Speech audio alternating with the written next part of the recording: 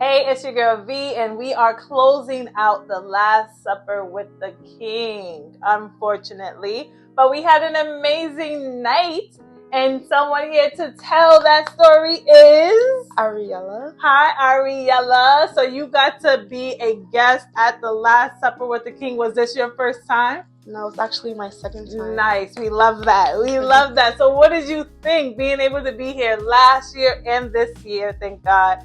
What did you think of the difference, the growth that you was able to see?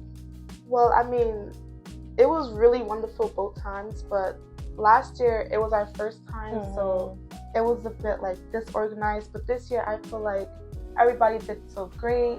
Everything was so organized and well put, and it was just wonderful. That's good. That's good. So you got the behind the scenes perspective. So you were able to see a different type of growth. So since you're a part of this church, tell us how you guys came up with, if you know, the title, The Last Supper with the King. Why that title? I'm actually not very sure. Okay, we definitely need to find out because I am very curious as to why that title. And when you find out, tell me. Okay. So what was your favorite part of tonight's performances?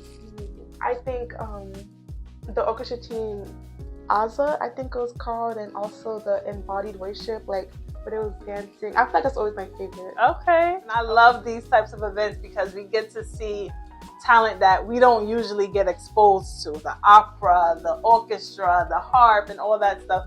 So if you could pick anything to be in next year's performance, God Spares, what would you choose? I would definitely choose the embodied worship dance. Okay. So tell our viewers why they should not miss it next year, God Spares, especially you being a part of the church and being able to see what's going to be coming next year. Well, I don't think this is biased, but I feel like we did very well.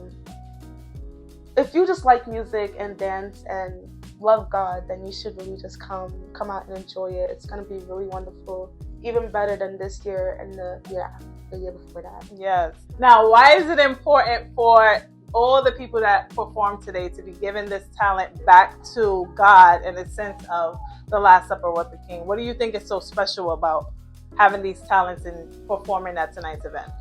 Well, I mean, I feel like it's mainly when you go to like an opera, you're not hearing it like it was infused with God's word and stuff. Like I've never heard anything like that before. Right. And I've been to like different operas or dances, and like the way they just combine God into like all of their rituals or like just their dances, their routines and everything.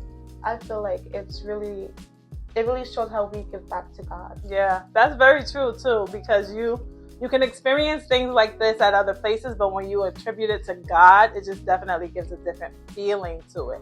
And why is this important for us preparing for Lord's Supper that is like tomorrow? It feels like it's like tomorrow.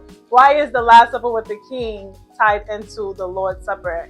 Why is it important to be a part of this as we prepare for Lord's Supper? Well, so we could just have like our mind, bodies, and souls already like into God, and so when we go into the Lord's Supper, we're already fully prepared, and just like ready for God to come into our life. Thank you so much for stepping in and talking to us today. I'm glad you were able to give us a little tea, a little behind the scenes tea. Good to hear that everybody's growing and that things went well. But thank you so much for speaking with us. And tell our viewers, if you missed it this year, don't miss it next year. 2026, Last Supper with the King. Come to Bronx Church of God. Yes. Thank you so much.